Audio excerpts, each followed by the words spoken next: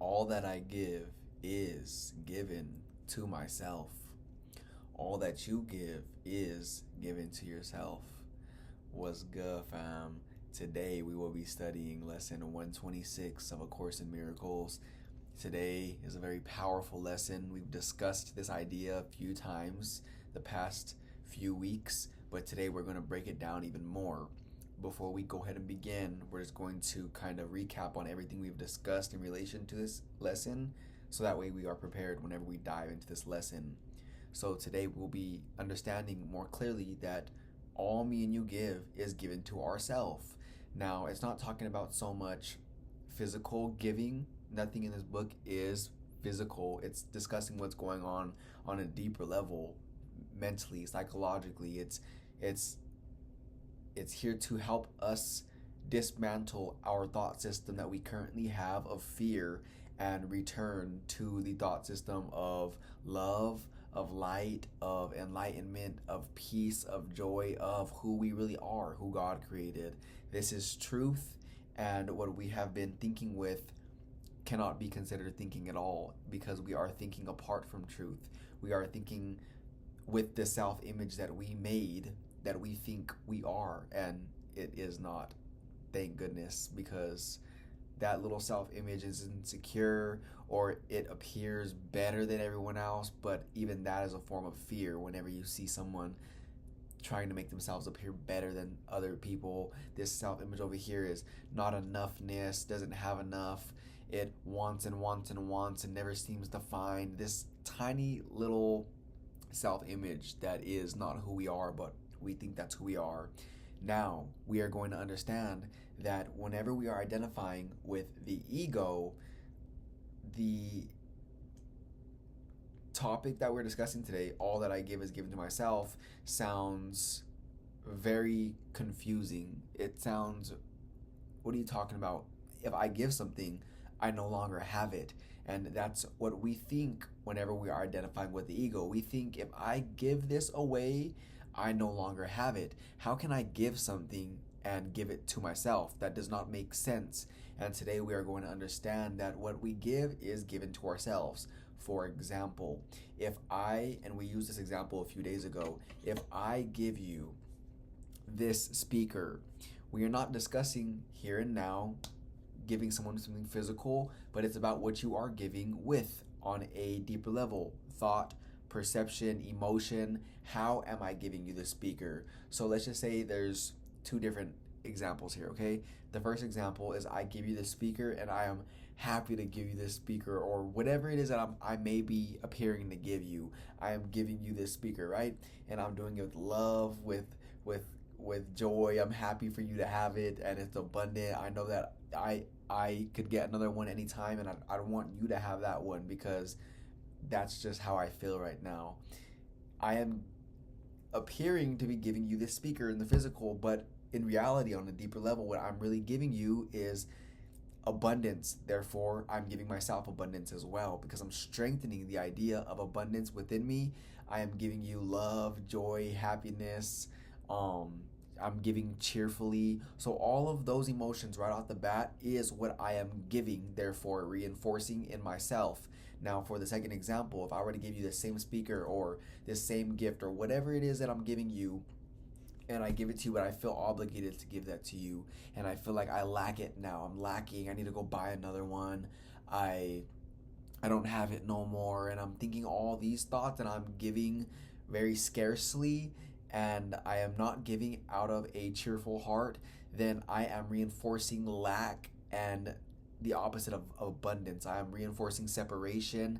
I am reinforcing all of that stuff that I do not want, because if I were deliberately choosing between abundance and lack, of course every single person is going to choose abundance, and if they don't choose abundance, they're not in their right mind, because they are abundant. That is just who we are. That is truth. We can deny truth, but we cannot change truth. And this example that we just used is a great representation of how the ego sees giving. In the second example, the ego sees giving as, I give this away and I lose it, it is no longer mine. But me and you are being proposed with this profound idea today, which is I'm giving to you, therefore I'm reinforcing in myself. I'm giving to you who appears to be separate from me, therefore I am also reinforcing and strengthening that in myself. Now we're going to do a few more examples before we get into the lesson. So A Course in Miracles is not talking about giving anything physical. That's just an example if we were to use something physical, but another example would be me. Let's just say I look at you and I am seeing your perfection because I am awake and I see your perfection. And maybe not even you, I'll look outside and I'll see somebody over there and I'll see their perfection. I'll see that they are love and light. They are an aspect of creation like myself, and I just bless them. I throw some good vibes their way, and I don't say a word to them. Now that's giving. Now, first of all, most people wouldn't consider that giving because you didn't really give nothing to them. But we have to understand that there's a lot more going on beneath the surface. It doesn't have to be a gift that you give physical. Remember, none of this stuff in this world means anything. It is all neutral, it is all dust, and it is not eternal. Therefore, it does not exist at all. It is just this shared illusion that we are currently living together, and me and you, are learning how to operate within this illusion while being in our right minds, understanding that we are not capable of changing truth regardless of what we do here in this world, in these bodies. We cannot change who we are, and by me being aware of who I am and seeing it in that person over there, I am reinforcing love and light and oneness within myself because I'm giving that. We're going to call that giving because I am extending all of that love that I have. Therefore, I am seeing it more and more because when I am sharing, when I am giving, I am making aware in my mind. I am activating that. Now, on the contrary, and this is one of the ego's favorite little tactics to use to keep you and me sound asleep in the world of illusions, forgetting that me and you are the Son of God, allowing me and you to forget that we are the light of the world, and causing me and you to fall asleep to who we really are, so that way we could think that this is who we really are. And that's just furthest from the truth. But this is the tactic that the ego uses. The ego uses projection. So let's just say me, I have a belief in myself that I am not enough, right? Or I have a belief deep down within myself that I'm not even aware is there, and this is something that we all have, that I am guilty because I sinned. Now, we don't use that word, especially people who don't come from a Christian background. We don't use the word sin, but sin could be another way to say that would be the belief that you have actually changed truth, the belief that you have actually separated yourself from your source. Now, we all have that belief deep down because remember, me and you all emerge from the same oneness. We're going to call that God. Me and you are one with all aspects of creation. We are literally each other. We are not these bodies. Now, let's go ahead and try to make this make a little more sense. So, because me and you are not these bodies, but these bodies' eyes were made to see separation. That's what they were made for. Me and you, before we were in these bodies, had that tiny little curious belief the Course talks about of, I wonder what it would be like to be separate from my source, from God. I wonder what it would be like to be separate from who I really am, from all that is. And because we entertained that thought and we really went as far as to believe that it were real, we really think that it was real. And we took on these bodies, which is literally the representation of that separation. Me and you being here right now, appearing separate in these bodies, me and you believe that we are separate from everyone and everything. Our body's eyes only see that over there, left, right, up, down, that, them, me, you. We see duality. We see separateness because deep down, every single one of us here in a body has that underlying belief of, I am guilty for separating myself from my source. I feel guilty for throwing away my inheritance of what God gave me. And again, I want you to keep in mind that we don't really use these words, so even discussing this right now sounds a little crazy because you may be thinking, I don't think that. I don't have a belief of that. I've never said those words before. I don't think that I'm guilty for separating myself from God. I've never thought that. But that is an underlying belief that me and you are here to unlearn in this world. Me and you are here to see the the the outward projection of our belief of separation. Now let's go ahead and continue what we were talking about in relation to the ego's tactic. So what the ego does, what me and you do when we are identified with this little self we think we are, the self that we made apart from God, the self that actually believes that they are capable of separating themselves from their source, when we are identified with this belief, what we do unknowingly, by the way, is I feel guilty, but I am going to see a picture out there, an image out there of my brother's wrongdoing, and therefore make them guilty, so that way I no longer have it. Now the guilt is out there. I see the guilt out there. I see the jealousy out there. I see the envy out there. I see the chaotic world out there. I see the struggling out there. It is definitely not me. That's the ego's favorite tactic, because it reinforces separation, because now you believe that you are something other than what you're seeing out there. The ego loves to project all those fears that are all those beliefs that are fear inducing, loves to project them out there. Now we're going to call that giving. The ego makes you think, well, I projected the fear out there, I therefore gave the fear, I don't have fear no more, because if I give something, it cannot mean that I still have it and I reinforce it. No, I gave this and now it's no longer mine. I gave that guilt, it's no longer mine. I gave that insecurity, that jealousy, it's no longer mine. It's out there. They're the problem now. And that's something that we're doing unknowingly. Remember, there are two forms of giving. There is extension, which is giving what you actually have, which is giving all there really is, which is love. And you give that, you reinforce that in yourself, you are reinforcing truth. Or you project, which is the opposite of extension. Projecting is that image in your mind, that belief in your mind that separation exists, that fear is real, and you are seeing that out there. You are projecting something that you think you have, but we use the word projecting because you can't extend, because extend means giving something you have.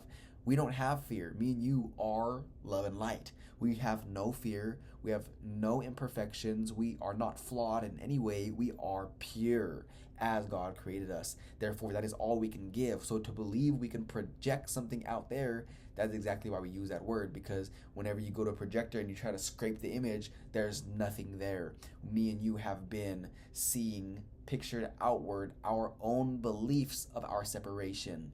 Now, every single one of us here who has a body at some level or another believes that they are separate from their source. They feel guilty to some level or another that they have changed reality. So they think. Me and you think that, and although we don't say these words or we're not conscious of this belief, me and you believe that we have done something so unforgivable. We think that we have really done something so bad that we are not going to be able to make it up in any way. We are sinful, we believe. And again, although most people didn't grow up with a Christian background or hear the word sin, what all that means is the belief that you have actually done something to alter truth, to change who you really are, and believing that you have actually accomplished something.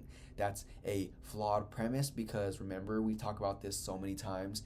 Truth is unalterable and unchangeable, and we can't change truth. We can't change who we really are. We cannot change what God created, because that is just not how things work around here. Truth is truth, and it is eternal, always and forever. Now, the belief that we can do something that changes truth is just as powerful as if we were to actually be able to change it, because our belief makes it real to us. So although it is not real in truth and in reality, it is real in our minds. And that is why me and you are here right now, remembering everything we're discussing, so that way we can look outside of ourselves and we can see all the fear we think exists out there. We can see when we are judging and condemning anybody out there for what we think that they are doing wrong, and we are better than them because of that, or we are less than them because they're better than us. All of that is just a flawed illusion, a flawed premise, and we are seeing that out there. And those are great representations of what me and you must see in order to be reflected back to us, our own internal belief systems that are causing us to perceive that to begin with. Remember, everything we see out there is neutral. This hand, neutral. It is dust. Does not mean anything. These glasses, dust. Does not mean anything. That mic, your vehicle, your car, your clothing, that person that you hate, well, you think you hate them, but you really just hate their body because you think that that's who they are. But if you were to see who they really were, you would be reminded of who you really are. So we're going to go ahead and dive in right now. I know we kind of had an extended dialogue before even diving into the lesson, but I believe that everything that was said was a great way of explaining on a deeper level what this lesson is going to explain even deeper, because us understanding that all that we give is given to ourselves, and we're not talking about physical giving here. We are talking about how we feel whenever we are extending something towards someone or projecting something towards someone. It doesn't matter if we have a physical thing that we're giving away or not. You are giving 24/7 by the thoughts you're thinking. You can not project or extend. You are doing one at all points in times. Remember that me and you have no neutral thoughts. Although everything out there is neutral, although this glass is neutral, although that mic is neutral, I do not see a neutral mic because I do not have no neutral thoughts. I can either think with God, or I can either not think at all and hallucinate. I can either think with love, or I can see something that is not there. I can either extend love, or I can either project what I believe exists, although it really doesn't. Those are our only two options. Me and you have no neutral thoughts. Now, we're going to dive into this, but we have to understand that, because we understand now we are giving 24/7 because we are thinking 24/7. We cannot stop that. Thought is God's will. Thought is who you are. You are a thought in the mind of God, and you are still pure and perfectly safe, held and gently held in the mind of God. You cannot leave the mind of God. You are there. Although you believe that you're somewhere else right now in this world, we are not really here. This is just a representation of where we think we are due to our belief in separation, and me and you are here to undo our fear of separation, so that way we can come back to the awareness and remembrance that we are one with our Creator and each other and all aspects of creation, all that is. Now, let's go ahead and dive straight in. Go ahead and open up to the page. If you don't got the book yet, the PDF is in the description, and we are going to go ahead and begin. Lesson 126. All that I give is given to myself. Today's idea, completely alien to the ego and the thinking of the world, is crucial to the thought reversal that this course will bring about. That is exactly what me and you are doing. We are in the process of reversing our thoughts from what the world believes, what the illusion believes, back to who and what we really are. If you believe this statement, there would be no problem in complete forgiveness, certainty of goal, and sure direction. You would understand the means by which salvation comes to you and would not hesitate to use it now. Let us consider what you do believe in place of this idea. Now, these next few paragraphs is going to be a dialogue of what we do believe right now. Although we may not use these words, although we don't think these thoughts, this is a belief that is beneath our level of awareness that not only me and you, but the world believes. And this is what's going on here. And by me and you looking at this false belief system, now we can do something about reversing it, because we can't undo something we are unaware is there. So we are being made aware of what is there, so that way we can correct it. It seems to you that other people are apart from you and able to behave in ways which have no bearing on your thoughts, nor yours on theirs. Therefore, your attitudes have no effect on them, and their appeals for help are not in any way related to your own. You further think that they can sin without affecting your perception of yourself, while you can judge their sin and yet remain apart from your condemnation and at peace. So, one thing I do want to say, this sentence stated, therefore, your attitudes have no effects on them, me and you believe. So, before we continue, I just want to say back to the lesson we discussed, I believe it was yesterday, we talked a little bit about how me and you are not alone in experiencing the effects of our thoughts. Because you are a thought in the mind of God, and because I am a thought in the mind of God, me and you both abide within the same place. Me and you are one mind. We are all here, one mind, meaning we are not separate. We are not these bodies.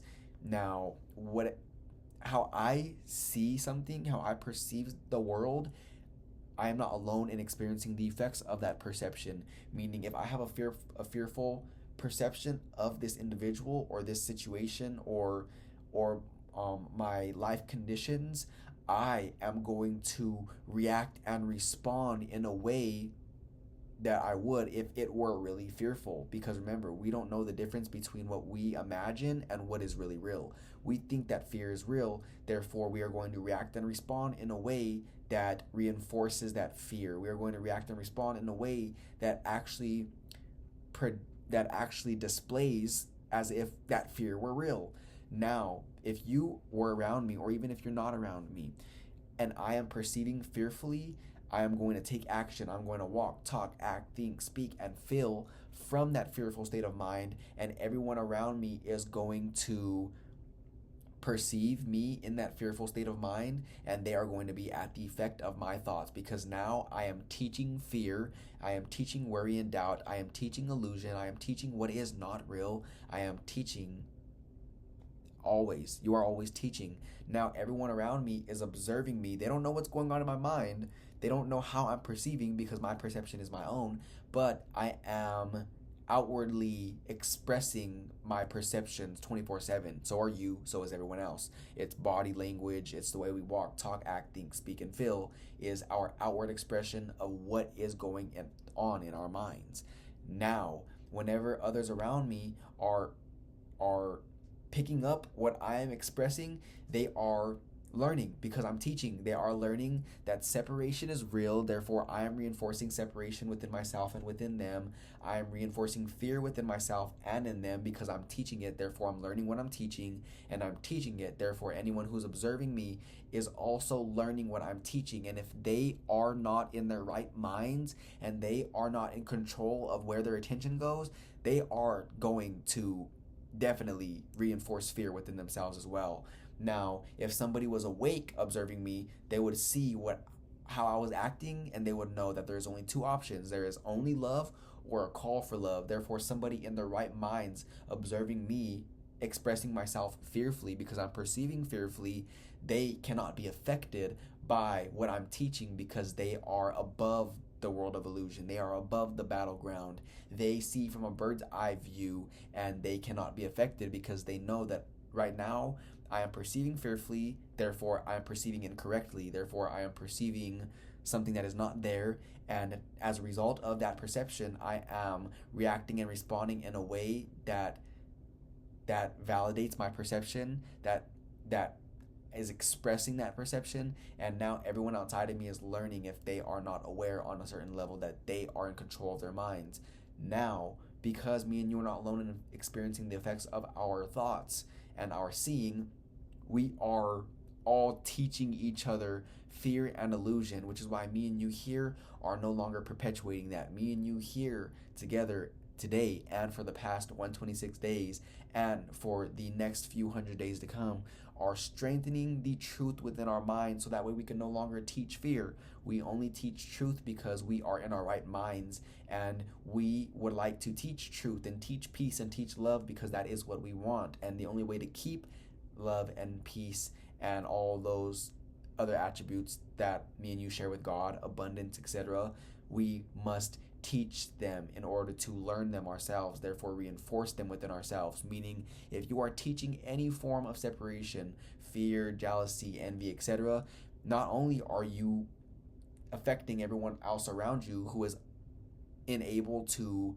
decide where their attention is going, you are also affecting yourself in that moment as well, because you're reinforcing those belief systems. Now that's why it states right here, me and you believe our attitudes have no effects on others and their attitudes have no effect on us, and that is just completely false. We are all one, shared in the same mind of God, and we are all observing each other and learning from one another. Therefore, me and you are affecting one another more than we may think. I have more power and control than I may think from time to time, and so does everyone else. And if I'm not aware of that, I'm going to be at the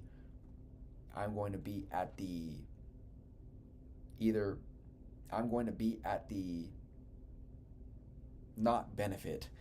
I'm trying to think of a word that is an antonym for benefit, but I'm going to be at the mercy of this person's perceptions because I am not in my right mind. Me and you being in our right mind, now we can perceive correctly. We can see this person they are extending love or they are projecting fear. They are in the right mind or they are simply asleep in the wrong mind, in a state of mind that does not really exist. They are simply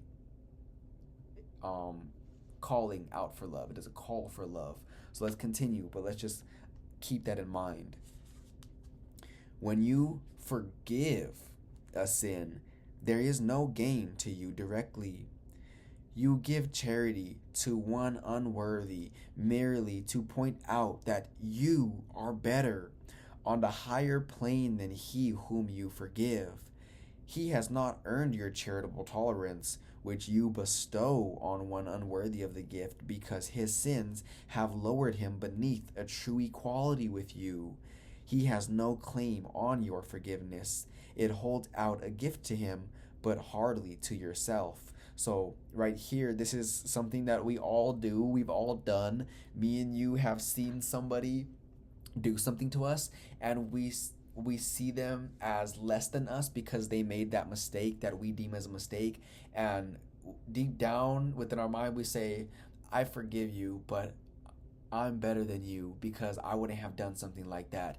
Or I'm forgiving you, but you are beneath me in some way. We don't say those words, but we certainly are inflicting that. We are certainly intending that. We are emitting that vibration. And maybe if you can remember a time where if you've done that, think of a time where someone has done that to you, where you have done something and they forgive you, but now you feel less than. That is not true forgiveness. Or if you've ever heard the statement, I forgive, but I don't forget, that's also another one of the ego's tactics. You forgive, but you don't forget. Therefore, you really didn't forgive to begin with, because although you forgave, but you didn't forget, and now you no longer trust that individual. Remember, they are an aspect of yourself. Therefore, you are not trusting an aspect of yourself. Therefore, there's still some belief of separation and doubt within you due to the fact of that projection of I forgive, but I don't forget. These are all some different examples of what the Course is saying right here, and it's good to be aware of that, because this is how we've been thinking our whole entire lives, and it's not our fault, but it's because me and you we have grown up in a world that thought this way, and we learned based off of what they were teaching. But even saying that that's not our faults is a flawed premise, because remember, me and you are at cause. Me and you are the reason why we are in these bodies right now here. So therefore, to some extent, it is our fault because we are here. Remember, if we believe that there's anything outside of us that is not our fault, we have given away our power to something that we believe is capable of exerting its own will on us, of doing something to us that we cannot stop because it is inserting something that is out of my control, which is completely false. Me and you are in control of 100% every single thing that happens within our lives. And when we take that full responsibility and we understand, regardless of how hard that pill may be to swallow, we are at fault always. Even if we don't believe we are and we say, okay, I don't want to accept that. I certainly didn't do that thing out there. Okay, you could deny truth, but you're not going to change it. You're still at cause. But now you can't experience being the cause because you gave the cause to someone else. So now, although you can't really give the cause to someone else and give your power to someone else, you can certainly believe you have, which is just as powerful as actually giving it away, because now you believe that something outside of you is capable of inflicting something on you without your permission. And we have to get rid of that false belief system, that flawed premise, because it is simply holding me and you back from being and embodying the fullest we could be all the time and being in the state of mind. So let's continue, but we are talking about some powerful stuff right here, and it feels so powerful because this is just truth. It is unalterable. This information that we are discussing and have been discussing and will continue to discuss is unchangeable. And again, I love saying what the Course says. It says, you can deny truth, but you cannot change truth. And it's important for us to no longer deny truth. We have to deny the denial of truth, meaning deny the illusion and understand that that is not what is really going on here. Me and you are in our right minds at this moment in time, and it's important to stay here, because if we're not here, we are going to go back in the prison bars that we made for ourselves, and we are going to feel separated and apart from the world, and nobody wants that. And everyone is living that, including me and you to a certain extent, which is why me and you are here, undoing all those beliefs that are keeping us unable to perceive the love that's really all around us right here and right now in the life that we currently live. Remember, although me and you may have goals and desires that we would like to accomplish, we have to understand that the life that we live right now is perfect. It's lovely.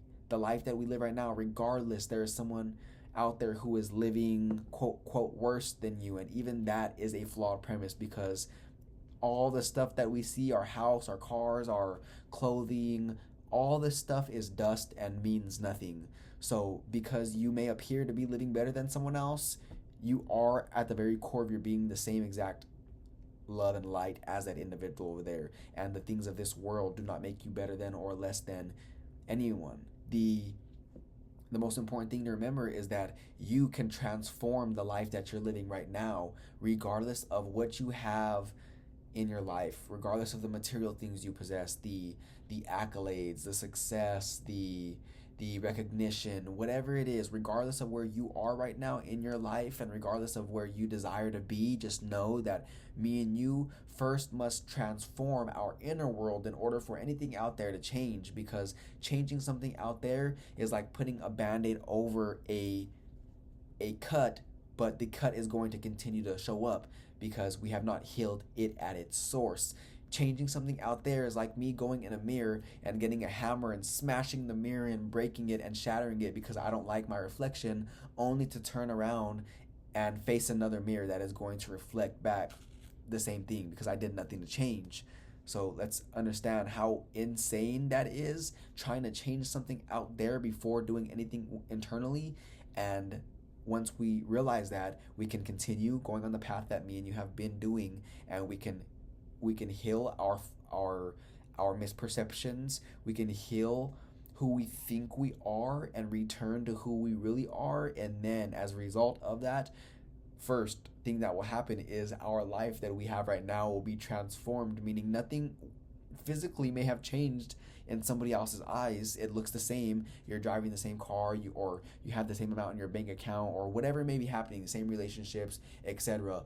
But in your perspective, because your perception changed, your perspective changed, you are in love with the life that you live right now because you're grateful for it, and you understand that right now where you're at, the version of you, let's just say 6 months ago or a year ago, would love to be where you're at right now. And by you not loving where you're at right now, you are kind of basically saying, although you're not saying it with words, you're basically saying it to the version of yourself who got you there. You know what? I'm disowning you. I'm disowning you. I don't like what you created for me. I created this, but I do not want to accept it. I don't love the life that I live right now. You should have done better. And you're saying that to yourself yesterday or any time in the past. And although we're not thinking that, that's basically what's going on, is whenever we're not in love with the life that we're living right now, we are disowning an aspect of creation, aka ourselves. And we cannot experience all of the love that is all around us because we just cut ourselves off from a portion of that love. So right now, me and you are learning and remembering that love is all around us. And once we heal our perception within, everything else will begin to change as well, because all thought creates form on some level, and we have to be very aware of the thoughts that we're thinking, and our emotions is a great way of letting us know whether we are thinking or we're simply not thinking at all. We are hallucinating, seeing fear. Let's go ahead and continue.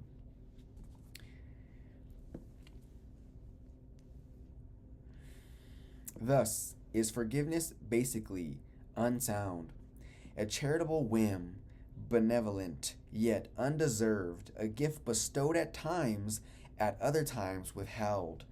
This is how our forgiveness has been working.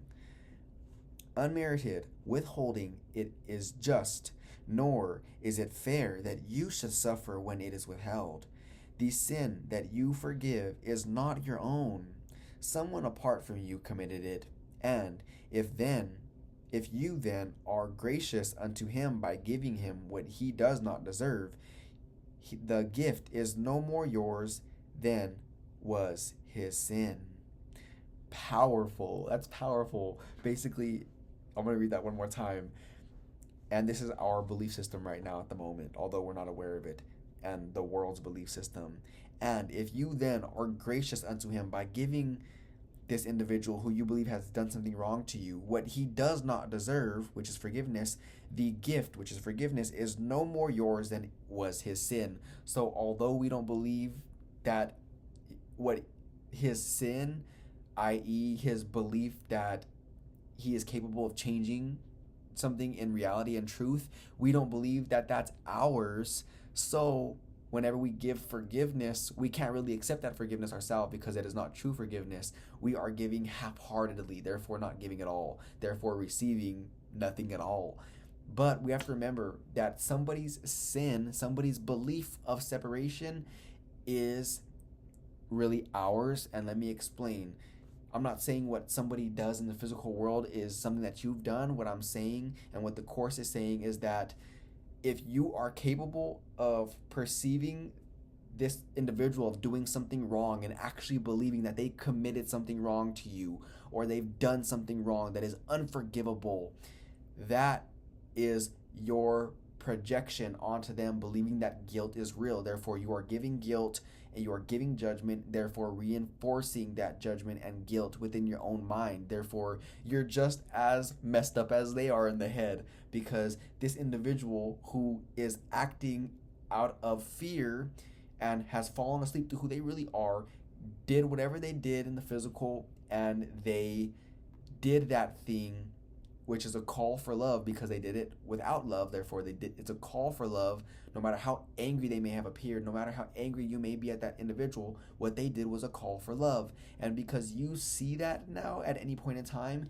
and you are saying that's unforgivable, or you shouldn't have done that, or whatever it is, and you see that as something actually capable of changing reality, then you're just as messed up as them in the head, because now you are perceiving your own projection, your guilt, your worry, instead of perceiving this individual who is love and light like you are, and what they committed was just a cry for love, a call for love, and they wouldn't have done that if they were in their right minds. But if we're judging them and thinking that we're better than them because they did that, we are not really seeing them for who they really are. Therefore, we don't know who we really are. Therefore, although we could say we give forgiveness, we're not really giving forgiveness, because we are putting ourselves on a pedestal for doing so.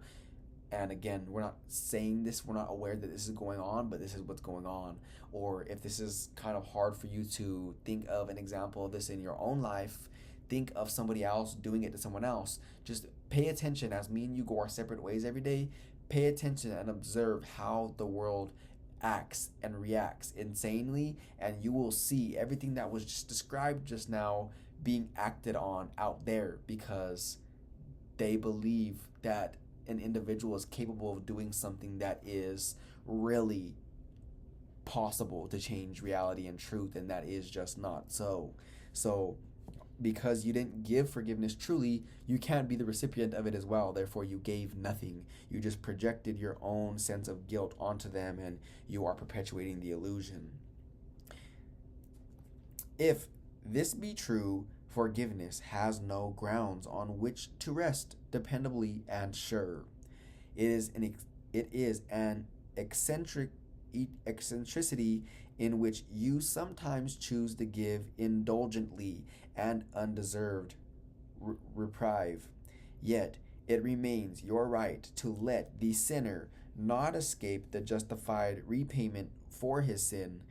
Think you the Lord of heaven would allow the world's salvation to depend on this?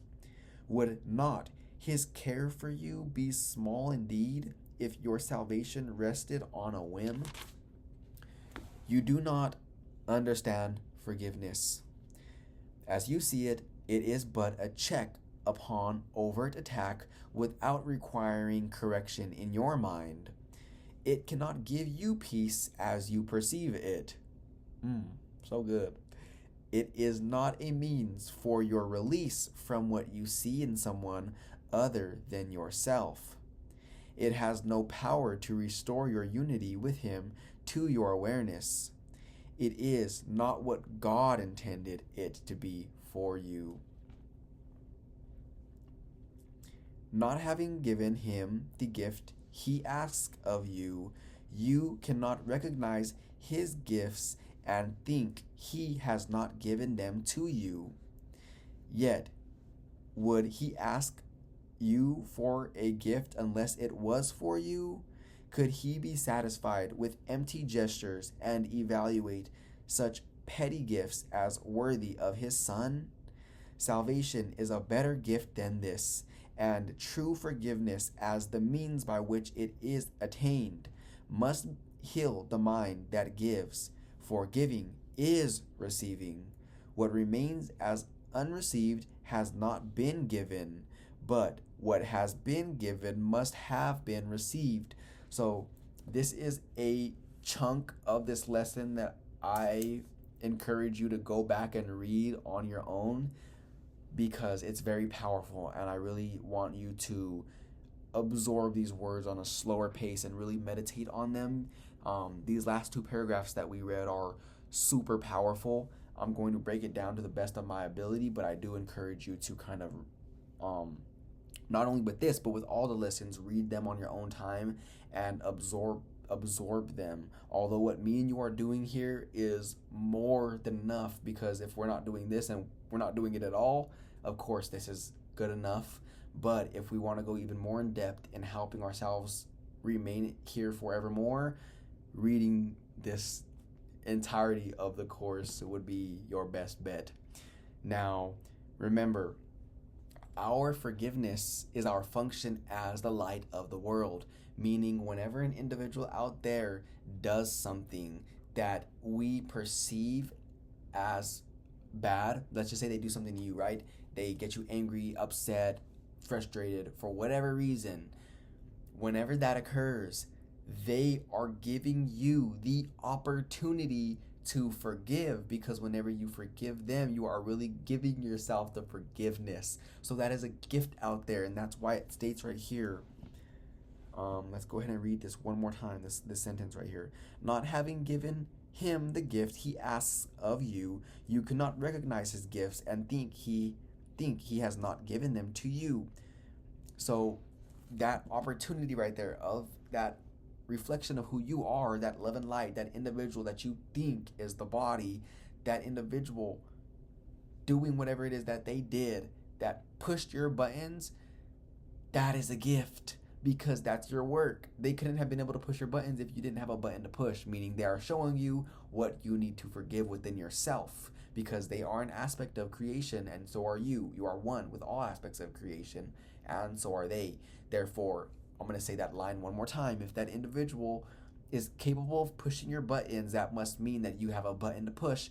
Therefore, that is your opportunity to forgive them, and in doing so, you're really forgiving yourself. And in doing so, you are blowing out that energetic charge, so to speak. You are releasing and transmuting that energy, so that way you blow out that energy, that contracted energy that continues to show up in different places, in different faces, and you are unsure why that is your opportunity, because now whenever you blow out that charge and you release that from your field, if you will, if you release that from your consciousness, that block, that wall that you have up towards love, now whenever that individual does the same exact thing, whenever that body that you think they are does the same thing, whenever those lips and that individual speaks words that you think push their buttons, whenever they do the same exact thing next time, you'll see them as love and light. It won't push your buttons no more, because now you're no longer capable of having uncontrollable and irrational emotions, because you removed the button. You removed the energetic block, if you will. You removed that contracted energy that caused you to react in the way you did. They are your opportunity. Your brother is your opportunity to show you what you need to work on. And whenever you give them that gift of forgiveness, you are setting them free, which is really you. You are also setting yourself free when you give truly. Not if you say, I forgive you, but I'm not going to forget this. You are really not forgiving. If you forgive them and forget that because you understand that what they did cannot change reality or truth, because you know who they really are and you know who you really are, then you are in a place of gratitude, because now you are able to receive the gift that you have given them. Because remember, all gifts that you give are given to yourself. So again, those last two paragraphs are powerful, but let's continue. Today, we try to understand the truth that giver and receiver are the same. You will need help to make this meaningful, because it is so alien to the thoughts to which you are accustomed, and that is 100% correct. Me and you are going to need some help to make this meaningful, because it is so alien to the thoughts to which you are accustomed. So me and you have help right now. We have the course right here in our hands. You have me, and if me and you are on the same understanding right now in this moment, we have each other. Me and you need to understand that we are each other's guide. Me and you are each other's guide. Although I'm the one here reading this book right here, you are guiding me as much as I may appear to be guiding you. We are literally one in essence. This body is not who I am, and that body and those body's eyes that you're observing this with is not who you are. We are one energetically, and right now we are aware and we understand, and I know that we both understand that at some times when we're asleep, this thought is something that we are not accustomed to. But I know in this moment, me and you both understand and comprehend and remember that what we give is given to ourselves, and that gives us a sense of responsibility, because now we are going to be more aware of what we're giving out, because of course we wouldn't want to accept hatred, and if we're giving out hate, that's exactly what we are giving to ourselves. Now let's go ahead and continue. But me and you are each other's we are each other's guide. We are one here to remember. And if I ever trigger you, thank me and forgive me. And you forgiving me purely will be your gift to yourself, because I was just showing you something that was there that you were not aware of before. Remember, what's the best way to look within than to look without? The best way to know what you're afraid of is to look out there. The best way to know what buttons you have is to look out there and see what pushes your buttons. Again, all this information, when we're in our right minds like we are right now, is common sense. It's only whenever we are identified with this ego that makes what we are saying sound so complex and sounds very it sounds very nice and all, but that's woo-woo. It sounds like mystical stuff. It sounds like very conceptual. It sounds like whatever it sounds like to the ego. The ego cannot comprehend what we are discussing right now, which is why it's not here with us in this conversation. And if it was, one of us wouldn't be here right now, because it would be too hard for the ego to accept everything we're discussing about its non-reality. But because we are here, we are in our right minds. We are as God created us, and that is something very powerful. And by practicing this every day, oh boy, we will be freer than we've ever been before. We've ever allowed ourselves to be before. in these bodies. We will be so free knowing that we are not contained by these bodies. We are where our thoughts go, and our thoughts can be ones of beauty and love and light and freedom and joy. And whenever we think those thoughts, we are there. And whenever we think thoughts that we are the body and we are limited to this amount of number in our bank account, we think that we are limited by what's going on in our physical life, we limit ourselves and we put those prison doors up because we are literally believing that that's as far as we are going. We are limiting the unlimited. Me and you are limiting ourselves from time to time by imposing these false beliefs on ourselves, and that is unnecessary. We can go out and about in our lives in this state of enlightenment 24/7. This is how we are supposed to feel. This is how we intended to feel all the time. I know I say this all the time, but I want to, again, remind both of us that if we are not feeling this way, something is wrong. Something is completely wrong. And you know what's funny is that the whole world is identified with the ego, and I'm not saying that in an arrogant way. Me and you are also, from time to time, a part of that group, and we are thinking that this way we only feel when we get a raise, or whenever the business numbers hit, or whenever we get a relationship, or whenever we have sex, or whenever the car comes, or whenever all those things out there happen. And that is just not so. You can feel this way all the time, and this emotion, this state of mind is not conditional, meaning you don't need any of those things out there in the world to make you feel this way, because those things mean nothing. Those things only mean as much as you have meaning as you given them. Everything out there only means as much as the meaning you have given it. So let's continue.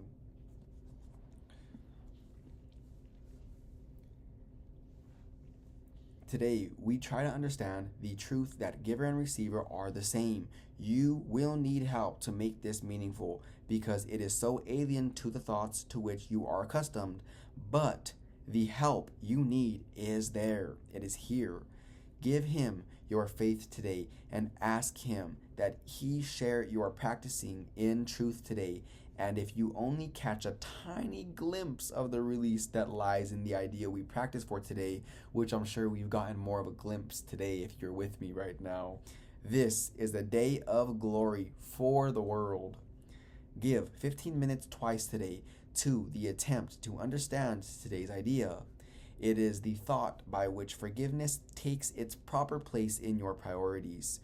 It is the thought that will release your mind from every bar to what forgiveness means and let you realize its worth to you by me and you accepting our function as forgiveness and actually applying that function and forgiving everyone and everything. That is going to release our minds from every bar that we have imposed on it. In silence, close your eyes upon the world that does not understand forgiveness and seek sanctuary in the quiet place where thoughts are changed and false beliefs laid by. Repeat today's idea and ask for help in understanding what it really means. Be willing to be taught. Be glad to hear the voice of truth and healing speak to you, and you will understand the words he speaks, and recognize he speaks your words to you.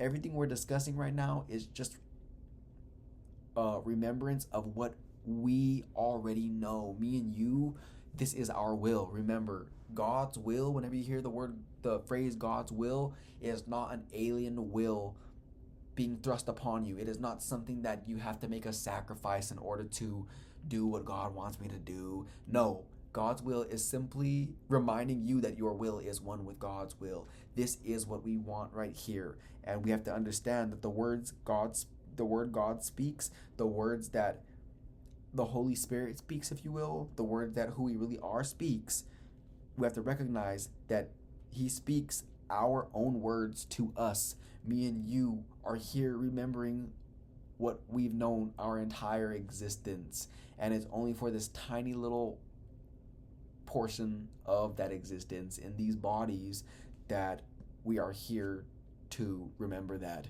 But remember, me and you are genius creators. We are more than what we see with the body's eyes. As often as you can, remind yourself you have a goal today. Me and you have a goal today. An aim which makes this day special, makes this day of special value to yourself and all your brothers. Do not let your mind forget this goal for long, but tell yourself, all that I give is given to myself. The help I need to learn that this is true is with me now, and I will trust in him. Again, all that you give is given to yourself. The help you need to learn that this is true is within you right now, and you will trust in him. One more time. All that we give is given to ourselves. The help that we need to learn that this is true is within us now, and we will trust in him. I do want to mention that by me and you being willing to learn, me and you are teachable, and I'm going to explain what being teachable represents. Me and you are teachable because 1, we are willing to learn, and 2, we are willing to accept change. That's what makes me and you such great students of the information that we are remembering right now, because we're teachable. And again, we are willing to learn, we are willing to accept change. Now, I want you to go out and about throughout your day and observe individuals who are not teachable. And remember, teachability is not something that is like a diploma where, here you go, you're teachable forevermore. No, it is something you have to constantly consider. Am I teachable in this moment? Am I willing to learn right now? And am I willing to accept change? You have to constantly consider that at every moment in time. And that is what is going to make this information be absorbed at a much quicker rate than it would if you were not as teachable as we are right now. Now, I want you to go out and about your day and observe individuals who are not teachable. Again, not in a judgmental way, but observing what you look like whenever you're not willing to learn and willing to accept change.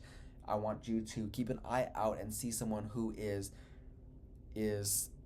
believing that they know everything and they don't need to learn this because they already know everything they need to know. Remember, me and you are such good students at this moment in time anyways, because we know that we don't know what we don't know. Me and you know we do not know what we do not know. There is a vast amount of knowledge out there that we are one with and a part of that we have forgot temporarily, and me and you are here in remembrance of that knowledge.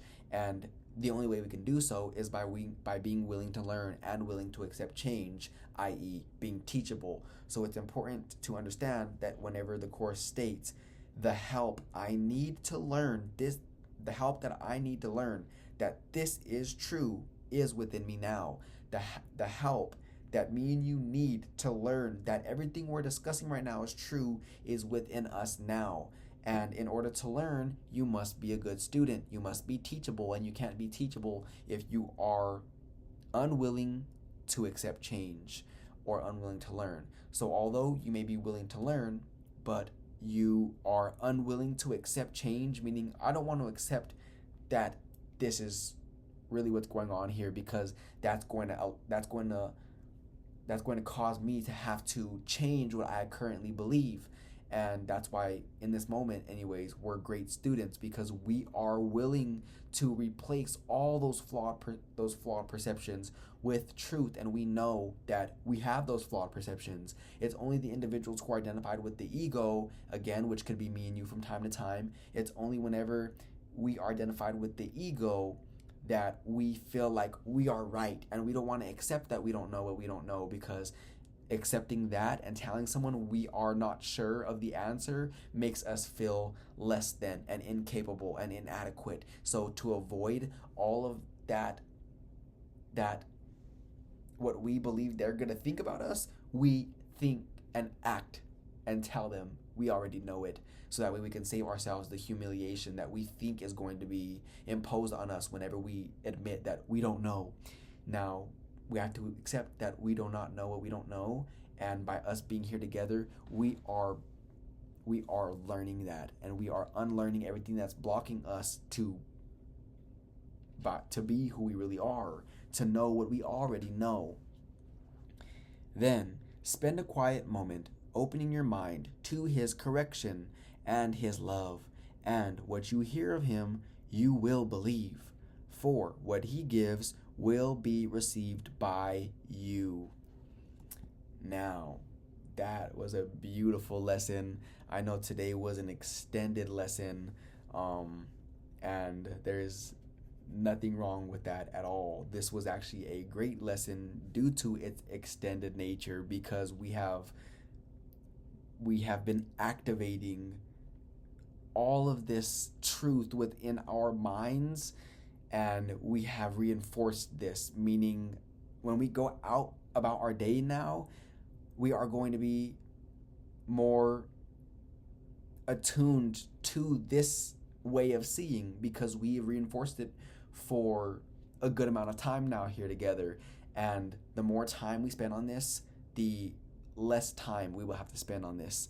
Meaning, the more time we are here together reinforcing this truth within ourselves, there will get to a point where we no longer need to reinforce truth, because we understand that this is just what is. It is common sense, and there is nothing that can take us out of the state of mind, because we will not allow that, because we are at cause over our world, our environment. Me and you are at dominion, and we can either be in control, or we can give that power to something outside of us and be at the effect of the world around us. And I'm sure me and you know which answer we are going to choose. We are going to be in control, because that is our will. Now, again, this was a great moment, a great instant that we spent together. We are going to make sure we keep this on our minds and make this our number one priority throughout the day. And until tomorrow, I will catch you for lesson 127 of A Course in Miracles.